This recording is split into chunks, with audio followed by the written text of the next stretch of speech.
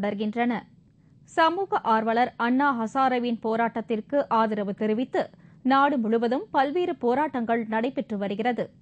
திண்டுக்கல்லில் கலைக்கல்லூரி மாணவர்கள் 800 பேர் அண்ணா ஹசாரேவின் போராட்டத்திற்கு ஆதரவு தெரிவித்து கல்லூரியை புறக்கணித்து பேரணி நடத்தினார்கள். எங்களுடைய கோரிக்கை என்னவென்று சொன்னால், இன்றைக்கு இந்தியாவில் இருக்கிற ஊழலையும் லஞ்சத்தையும் ஒழிக்க வேண்டும் என்று சொன்னால், அண்ணா ஹசாரே அவர்கள் வலியுறுத்திய லோக்பால் மசோதாவை உடனடியாக பாராளுமன்றத்தில் ஏற்றிட இந்தியாவினுடைய பிரதமர் அவர்கள் நடவடிக்கை எடுத்திட வேண்டும் என்று கோரி 600க்கும் மேற்பட்ட மாணவர்கள் இங்கே வகுப்புகளை புறக்கணித்து இந்த போராட்டத்தில் ஈடுபட்டிருக்கிறோம். தஞ்சையில் அண்ணா ஹசாரேவிற்கு ஆதரவாக மாவட்ட ஆட்சியர் அலுவலகம் முன்பு தஞ்சை இளைஞர் அமைப்பு சார்பில் ஒருநாள் அடையாள உண்ணாவிரத போராட்டம் நடைபெற்றது. இதில் கல்லூரி, பள்ளி மாணவர்கள், இளைஞர்கள், சமூக ஆர்வலர்கள் உள்ளிட்ட ஏராளமானோர் கலந்து கொண்டனர். திருவண்ணாமலையில் அண்ணா ஹசாரேவின் போராட்டத்தை ஆதரித்தும் அவரது கோரிக்கைகளை வெற்றி பெற கோரியும் இந்து முன்னணியைச் சேர்ந்த சுமார் 50 பேர் அண்ணாமலையார் கோவில் அருகே அங்கப்பிரதட்சணம் செய்தனர். பொதுமக்களின் ஏகோபித்த ஆதரவை பெற்ற ஜன் லோக்பால் மசோதாவை நாடாளுமன்றத்தில் நிறைவேற்ற அவர்களுக்கு நல்ல அறிவை தர வேண்டும் அண்ணாமலையாரே என்ற வேண்டி இந்த அங்கப்பிரதட்சணத்தை இந்து முன்னணியின் சார்பாக செய்து கொண்டிருக்கின்றோம். கும்பகோணத்தில் இன்று பாஜகவினர் அண்ணா ஹசாரே போராட்டத்தை ஆதரித்து அங்குள்ள தலைமை தபால் அலுவலகம் முன்பு மாநில துணைத் தலைவர் எஸ். ராமலிங்கம் தலைமையில் கருப்பு கொடி ஆர்ப்பாட்டத்தில் ஈடுபட்டனர். விராலிமலை புதுக்கோட்டை மாவட்டம் சத்தியமங்கலத்தில் உள்ள தனியார் பொறியியல் கல்லூரி மாணவர்கள் இன்று கல்லூரியை புறக்கணித்துவிட்டு அண்ணா ஹசாரேவின் போராட்டத்திற்கு ஆதரவு தெரிவிக்கும் வகையில் கல்லூரி அருகே ஆர்ப்பாட்டம் நடத்தினார்கள். வேலூரில் அண்ணா ஹசாரேவின் போராட்டத்தை ஆதரித்து மாவட்ட ஆட்சியர் அலுவலகம் முன்பு ஏராளமான சமூக ஆர்வலர்கள் மற்றும் ஆட்டோ ஓட்டுநர்கள் இன்று ஒருநாள் அடையாள உண்ணாவிரதம் நடத்தினார்கள். தொடர்ந்து பாடுபடுவோம் என்று உறுதி கூறுகிறோம். சென்னையில் கள்ளநோட்டு கும்பலைச் சேர்ந்த 5 பேர் கைது செய்யப்பட்டனர். மேலும் அவர்களிடமிருந்து 7 லட்சம் ரூபாய் கள்ளநோட்டுகள் பறிமுதல் செய்யப்பட்டன. சென்னையில் பெரியமேடு ஈவேரா தர்பார் பாயிண்ட் பகுதியில் போலீசார் தீவிர வாகன சோதனை செய்து வந்தனர்.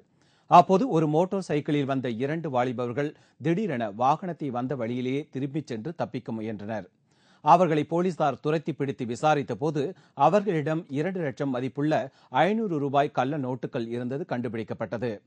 தஞ்சாவூரைச் சேர்ந்த சரவணன் மற்றும் சென்னை மண்ணடியைச் சேர்ந்த முகமது ஃபாரூக் ஆகிய இருவரும் கைது செய்யப்பட்டனர். இவர்களிடம் விசாரணை மேற்கொண்டதில் சென்னையில் தங்கும் விடுதியில் கொல்கத்தாவைச் சேர்ந்த மசூத் ஷேக், தஞ்சாவூரைச் சேர்ந்த ஷாஜகான், ஊரப்பாக்கத்தைச் சேர்ந்த ரமணன் ஆகியோர் கைது செய்யப்பட்டனர். இந்த கும்பலிடமிருந்து 5,80,000 மதிப்புள்ள கள்ள நோட்டுகளை போலீசார் பறிமுதல் செய்தனர். இதில் பார்த்து வந்த வண்டி 20 வண்டி முன்னாடி ஒருத்தர் 2 டூவீலர் வந்து வண்டி நிறுத்திட்டாங்க.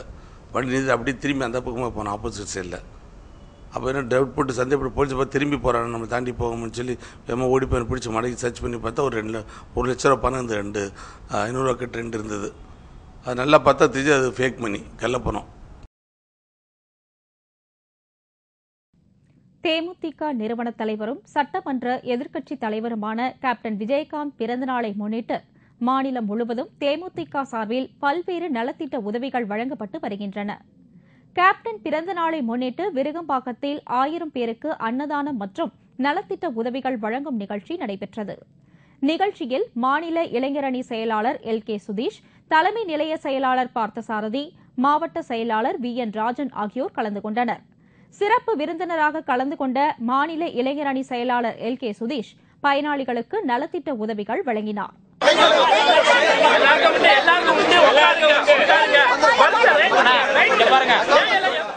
காஞ்சிபுரம் தெற்கு மாவட்டம் சார்பில் நலத்திட்ட உதவிகள் வழங்கும் நிகழ்ச்சி நடைபெற்றது.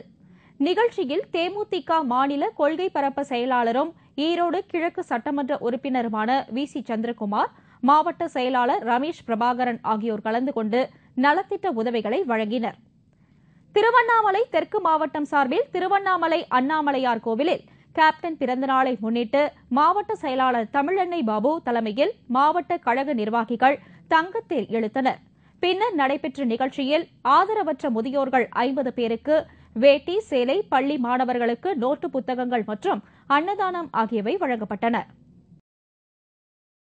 தமிழக மக்கள் இலவசங்களை எதிர்பார்த்து காத்திருக்காத நிலையை ஏற்படுத்த தாம் பாடுபடப் போவதாக முதலமைச்சர் செல்வி ஜெயலலிதா கூறியுள்ளார். தமிழகத்தில் அதிமுக அரசு பொறுப்பு ஏற்று இன்றுடன் 100 நாட்கள் நிறைவடைந்ததை சட்டப்பேரவையில் இன்று உறுப்பினர்கள் பாராட்டி பேசினார்கள்.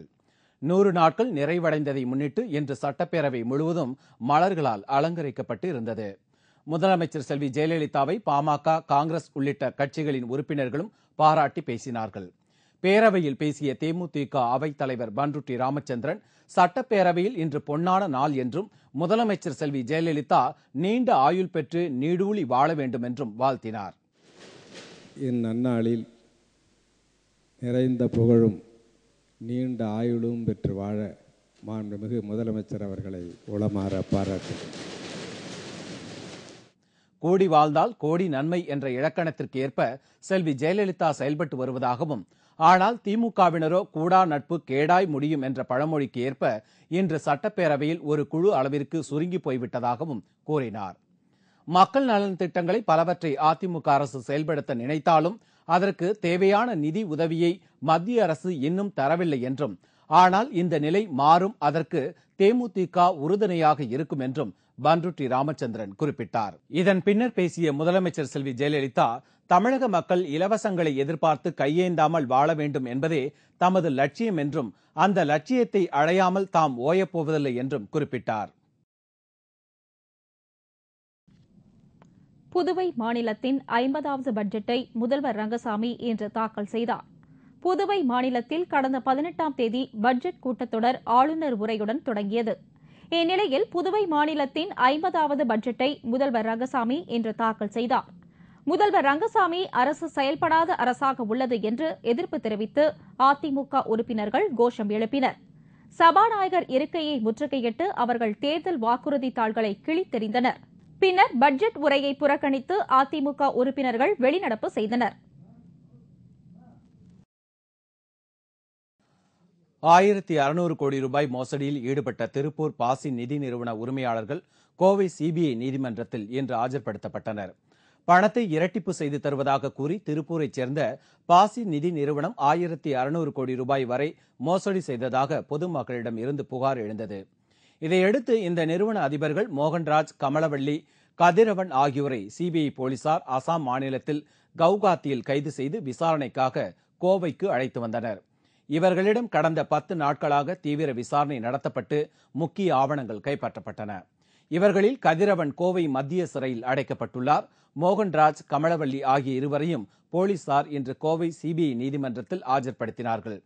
இதேபோல இந்த மோசடி வழக்கில் காவல்துறை டிஎஸ்பி ராஜேந்திரன் மற்றும் செந்தில்குமார் ஆகியோரையும் இன்று நீதிமன்றத்தில் போலீசார் ஆஜர்படுத்தினர். சிவகங்கை அருகே பிள்ளையார்பட்டியில் உள்ள கற்பக விநாயகர் கோவிலில் விநாயகர் சதுர்த்தி விழா இன்று கொடியேற்றத்துடன் தொடங்கியது. சிவகங்கை மாவட்டம் பிள்ளையார்பட்டியில் ஆண்டுதோறும் ஆவணி மாதம் விநாயகர் சதுர்த்தி திருவிழா 10 நாட்கள் சிறப்பாக கொண்டாடப்பட்டு வருகிறது. இந்த ஆண்டு திருவிழா இன்று காலை கொடியேற்றத்துடன் தொடங்கியது. 6ஆம் திருநாளன்று கஜமுக சூரசம்ஹாரமும், 9ஆம் திருநாளன்று தேரோட்டமும், 10ஆம் நாளன்று தீர்த்தவாரி வழிபாடும் நடைபெறவுள்ளது. இதேபோல் கும்பகோணம் அருகே உள்ள திருவளஞ்சொலி கிராமத்தில் அமைந்துள்ள அருள்மிகு விக்னேஸ்வர சுவாமி கோயிலில் விநாயகர் சதுர்த்தி விழா வருகிற 1ஆம் தேதி கொண்டாடப்பட உள்ளது. விழாவை முன்னிட்டு இன்று கொடியேற்று விழா நடைபெற்றது. திருச்சியை அடுத்த சர்க்கார்பாளையம் கிராமத்தில் அமைந்துள்ள காசி விஸ்வநாதர் கோவிலில் சூரிய பூஜை சிறப்பு வழிபாடு இன்று தொடங்கியது. தொடர்ந்து 3 நாட்கள் இந்த பூஜை நடைபெறவுள்ளது. இன்று நடைபெற்ற பூஜையில் ஏராளமான பக்தர்கள் கலந்து கொண்டு சுவாமி தரிசனம் செய்தனர்.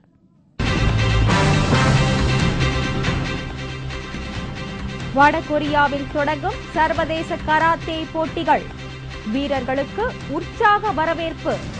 விவரம் இடைவேளைக்கு பிறகு.